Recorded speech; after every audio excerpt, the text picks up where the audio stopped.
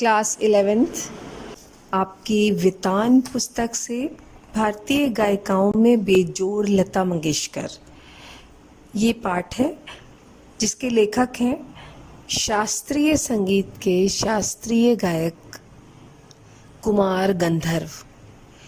ये हमारे देश में ही नहीं वरन विश्व प्रसिद्ध शास्त्रीय गायक की श्रेणी में आते हैं।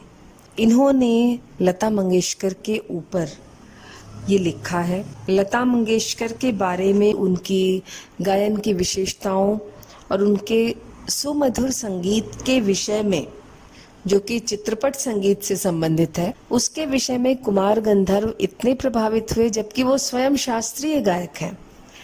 तो इसी से पता लगता है कि लता मंगेशकर की वाणी और स्वरों की मधुरता कितनी अधिक बेजोड़ है।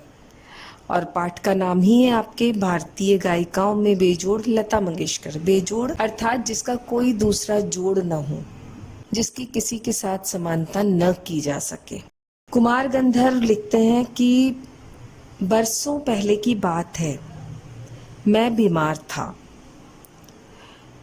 एक बार कुमार गंधर्व अस्वस्थ थे। उस बीमारी में एक दिन उन्होंने सहज रूप से रेडियो लगाया और अचानक ही एक अद्वितीय स्वर उनके कानों में पड़ा। वो लिखते हैं कि स्वर सुनते ही मैंने अनुभव किया कि ये स्वर कुछ विशेष है, रोज का नहीं है। रोज का नहीं है अर्थात जो सामान्य रूप से सुनाई देता है उससे कुछ भिन्न उन्हें उस दिन लता मंगेशकर का स्वर लगा। ये स्वर सीधे मेरे कलेजे में जा भिड़ा। मैं तो हैरान हो गया। कलेजे से जा भिड़ा मतलब सीधे हृदय में उतर गया। इतना अधिक प्रभावशाली उनका गायन था कि वो सीधे हृदय में जाकर उतर गया। मैं तो हैरान हो गया। मुझे समझ में नहीं आ रहा था कि यह स्वर किसका है। मैं तन्मयता से सुनता ही रहा। गाना समाप्त होते ही गायिका का नाम घोषित किया गया, लता मंगेशकर। नाम सुनते ही मैं चकित हो गया। मन ही मन एक संगति पाने का भी अनुभव हुआ।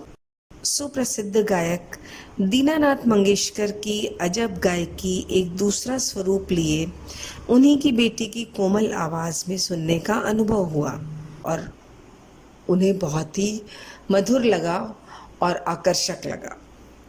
मुझे लगता है बरसात के भी पहले के किसी चित्रपट का वह कोई गाना था।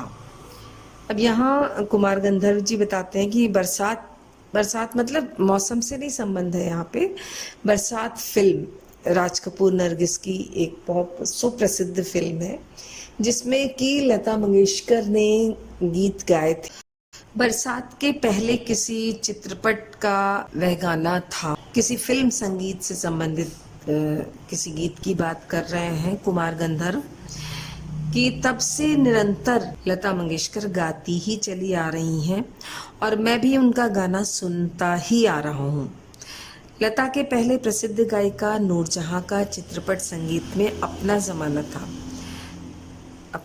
था मतलब वो उस समय के अत्यंत लोकप्रिय गायिकाओं में थी, परंतु उसी क्षेत्र में बाद में आई हुई लता उनसे कहीं आगे निकल गई।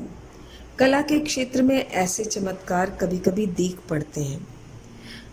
अब यहाँ पर उदाहरण के तौर पर कुमार गंधर्व जी ने बताया है, जैसे प्रसिद्ध सितार वादक विलायत खां अपने सितार वादक पिता की तुलना में बहुत ही आगे चले गए। यहाँ विलायत खां का उदाहरण देते हुए लेखक कुमार गंधर्व ये बताना चाहते हैं कि कभी कभी पिता के प्रसिद्धि से कहीं आगे उनकी संतान उनके नाम, उनके यश और उनकी कला को ले जाते हैं। और वही लता मंगेशकर के संदर्भ में भी कह रहे हैं। लेखक कहते हैं कि मेरा स्पष्ट मत है कि भारतीय गायिकाओं में लता के जोड़ की गायिका हुई ही नहीं। यहाँ पर दो बातें विशेष रूप से लेखक ने बताई हैं। एक तो लता मंगेशकर की गायकी की विशेषता, उनके कंठ की मधुरता और उनके गीतों का आकर्षण।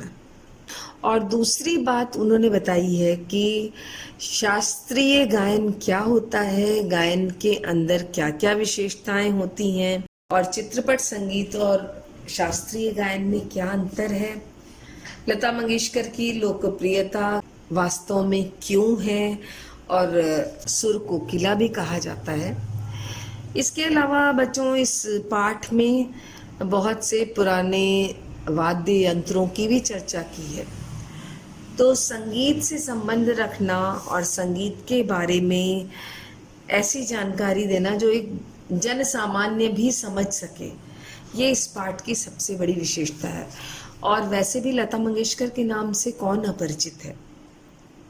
विश्व में कोई भी ऐसा संगीत से संबंध रखने वाला या सामान्य जनमानस कोई नहीं होगा जो कि लता मंगेशकर के नाम से परिचित न हो। तो यहाँ पर लेखक आगे बताते हैं कि लता के कारण चित्रपट संगीत को विलक्षण लोकप्रियता प्राप्त हुई है। यही नहीं, लोगों का शास्त्रीय संगीत की ओर देखने का दृष्टिकोण भी एकदम बदला है। छोटी बात कहूँगा, पहले भी घर घर छोटे बच्चे गाया करते थे, पर उस गाने में और आजकल घरों में सुनाई देने वाले बच्चों के गाने में बड़ा अंतर हो गया है। आजकल के नन्हे मुन्ने भी स्वर में गुनगुनाते हैं। क्या लता इस जादू का कारण नहीं है? कोकिला का स्वर निरंतर कानों पड़ने लगे तो कोई भी सुनने वाला उसका अनुकरण करने का प्रयत्न करेगा ही, ये स्वाभाविक ही है। और अच्छा संगीत अगर सुनेगा तो उसको दोहराने की कोशिश करेगा, और इस प्रयास में कहीं ना कहीं उसकी वाणी में भी मधुरता का प्रवेश होगा ही होगा। चित्रपट संगीत के कारण सुंदर स्वर मालिकाएं लोगों के कानों पर पड़ रही हैं। स्वर मालिकाएं मतलब स्वरों का एक क्रमबद्ध समूह होता है, केवल स्वरों का ही उसमें समावेश होता है। मालाओं की तरह उसे पिरोया जाता है एक स्वर से दूसरे स्वर को। तो सुरीलापन क्या है, इसकी समझ भी लोगों में थोड़ी थोड़ी न चाहते हुए भी सुन सुनकर होने लगी है। तरह तरह के लय के भी प्रकार उन्हें सुनाई पड़ने लगे हैं, और आकार युक्त लय के साथ उनकी जान पहचान होती जा रही है। साधारण प्रकार के लोगों को भी उनकी सूक्ष्मता समझ में जाने अनजाने आने लगी है। इन सबका श्रेय लता मंगेशकर को ही है। इस प्रकार लता ने नई पीढ़ी के संगीत को संस्कारित किया है और सामान्य मनुष्य में संगीत विषयक अभिरुचि पैदा करने में बड़ा योगदान किया है। संगीत की लोकप्रियता, उसका प्रसार और उसकी अभिरुचि के विकास का श्रेय लता को ही देना पड़ेगा।